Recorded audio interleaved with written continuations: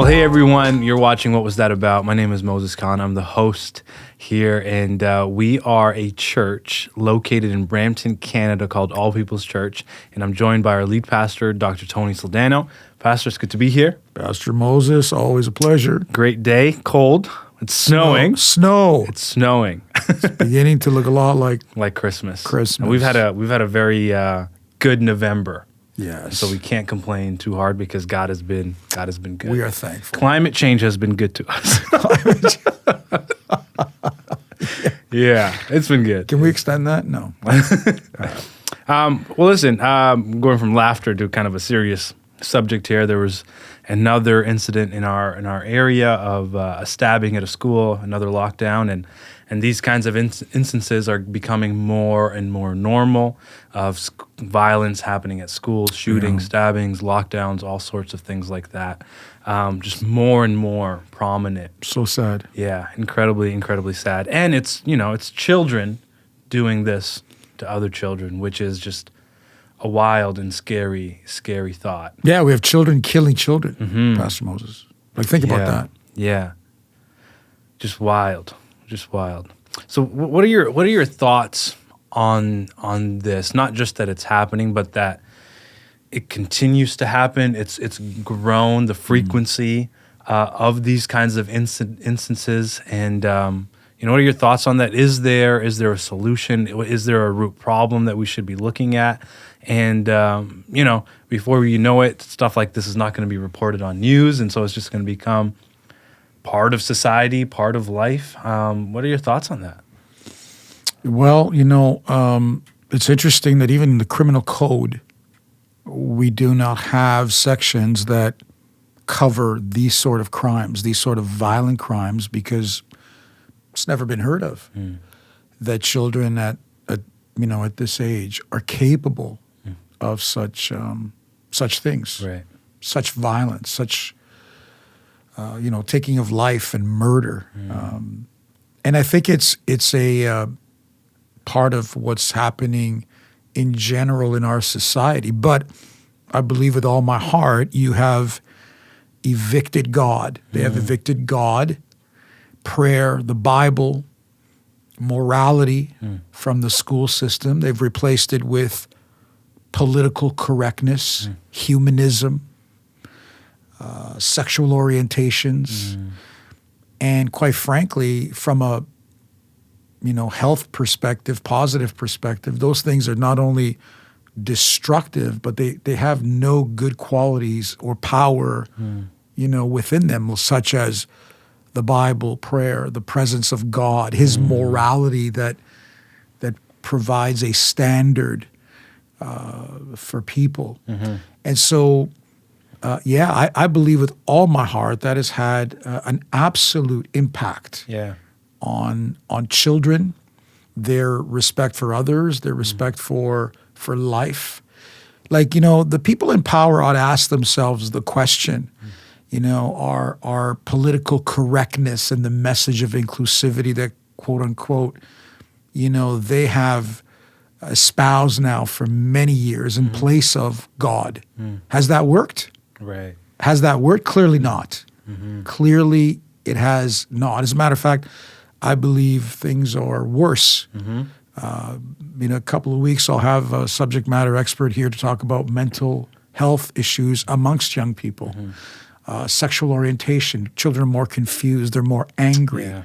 They're more hostile than ever. There's more violence. There's more sexual abuse and cases that we don't even hear about that are in the school systems.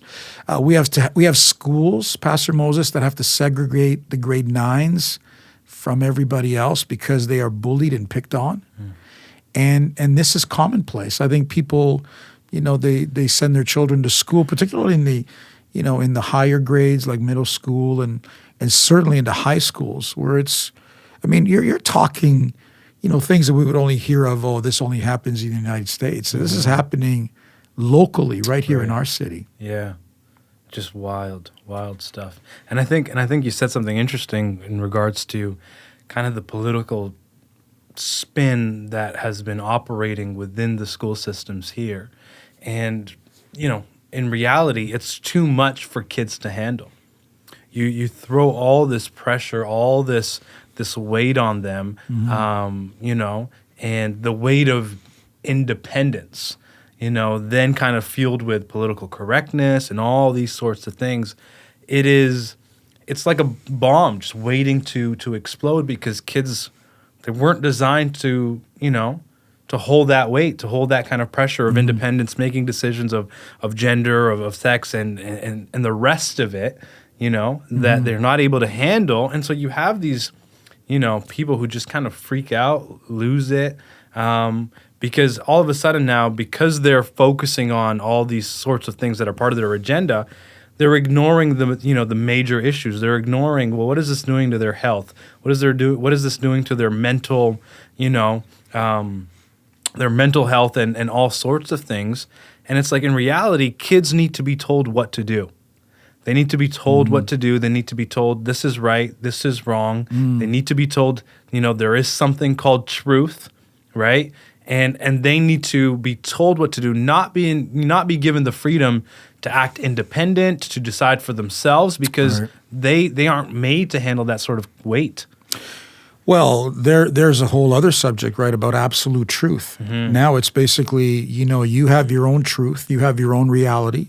The majority of it is based on your feelings and whatever you identify as, and everything is okay. So absolute truth is out the window. We live in a post-modern era. We don't want to hear anything about God, anything about the Bible, anything about his standards, because we know better than God, quote unquote. And this is what happens. This is the fruit. Now, what is truly sad, though, is that the people that have hijacked, and I really believe this, they have hijacked the educational system, not for the children. They've hijacked it for their own ideology, so they can plant all kinds of seeds of ideology in children. So as they grow, they're completely brainwashed into their way of thinking and away from absolute truth and biblical standards, right? And so this is intentional. This is a plan. But they don't look at what's the outcome. Does anybody care about the mental health issues of these children? Right. Does anybody care about the violence and the stabbing? Do they have any solutions now since you've introduced all this political correctness? Does anybody look back and say, wow, maybe we're wrong?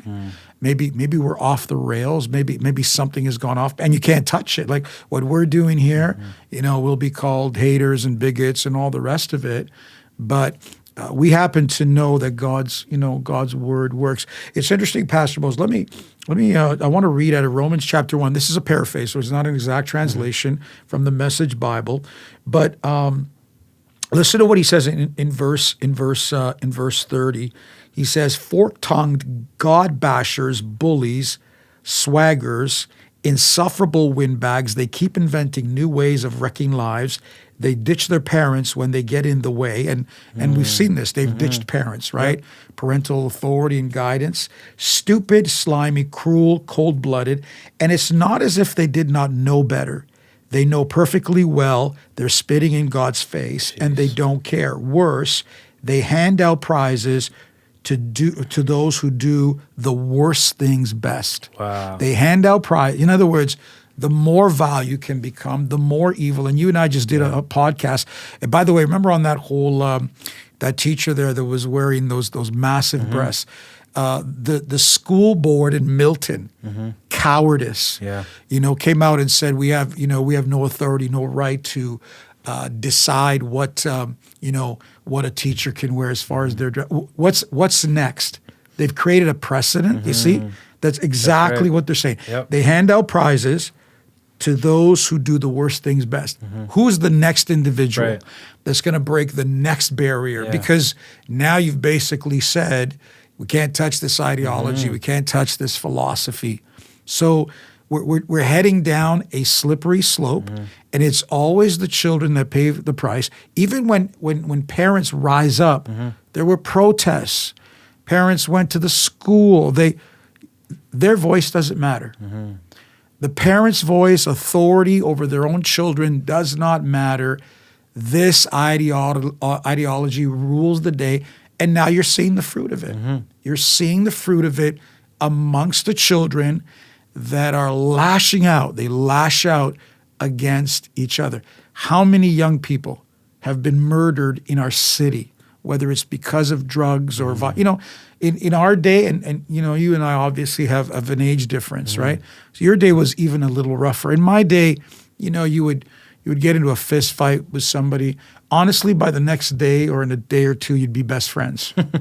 Today, you get into a fist fight. Tomorrow, 5 other people are going to jump you with knives, guns, whatever. Right. It's just complete insanity. And then of course the whole social media aspect of it, which we didn't deal with in our day, brings a whole other level of perplexity. But to me, those things, whether it's social media, et cetera, Pastor Mullen, you can speak about these things, and you're more, rooted, or more acclimatized to it than I am. But, think about, for me, it's what are the undercurrents? What are the philosophies that are being taught to these children? And then those other areas become platforms of expression. Yeah. Yeah. When I do baby dedications here at the church, there's a verse we often quote to the parents out of Proverbs, which says, train up a child in the way that he should go, and when he's old, he won't depart from it. And what I always tell parents is, you hear that verse usually in the positive, but I want you to take that verse as a neutral, meaning it can be applied both positively and negatively. That if a child is trained up in negative ways, in ways that are not moral, in ways that don't fall in accordance to God's standards, then guess what? Those are the ways that the child, when he's older, is going to have a hard time getting away from or separating from. And so those ideologies that, get implanted, in children at that young age, well, this is the stuff that they're going to have a hard time running away from, separating from when they're older. And guess what? The world knows it. Correct. Leaders in our day and age know it. Politicians know it. Governments know it. Leaders of organizations know it. And so who better to target from their perspective than these children, because they know the earlier we can get to them, the better and the more deep-rooted our ideologies can go. And then in the future, we can have a world that we want to create for ourselves. Yes. Right? Yes. The old Tower of Babel, right? We want to make a name for ourselves. Yes. And so I think that's exactly what is happening. And Pastor Mo, this is why I believe that, parental voice in children, God in homes, and you and I are big on this, right? Yeah. Not only God in church, we do our part, but, maybe they come once a week, Right. Once a month. Yeah. It's crucial that we have altars in the home. Right. That children are taught about Jesus in the home.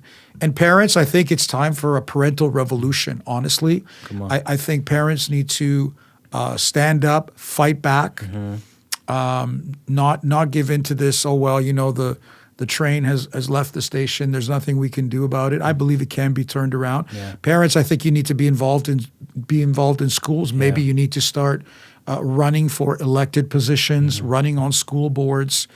Honestly, I think we need an overhaul. I think we need an overhaul of these boards. I think they have been infiltrated by people, and they're loud. They're aggressive, and they're, in some ways, if they're not physically violent, they are violent as far as their ideology is concerned. Clearly, they have the political system and the media that is behind them. Yeah. And so they have an avalanche. It's not that it's irreversible, but if we really care, if people really cared and they really stepped back and said, what is happening to these children? What is going on here? Yeah. And really they truly cared about children versus their own ideology, you would have to say that the current philosophy is failing. That's right. It is failing badly. That's right. And you know what? Rather than people taking inventory, we become desensitized. Yep. Oh, another stabbing. Oh, another shooting. Oh, another school in lockdown. Oh, wow, that's really too bad. And everybody goes on with life. But it's not getting better. It's getting worse. Yeah. Yeah. I love what you said, parents. Your voice matters. And so I really want to encourage you with that thought as we close out today's episode. Do what you can, parents, and what you have the power to do. You are influential in the lives of your children. So make sure that you are actively involved, participating in all the ways that you possibly can. I hope you enjoyed today's episode. If you're not subscribed to our YouTube channel, please consider subscribing, like and share this video, comment below something you enjoyed of today's episode. Dr. Tony, thanks for your wisdom and for your Pastor words. Moses. Appreciate it. Yeah, we'll see you on the next episode. God bless.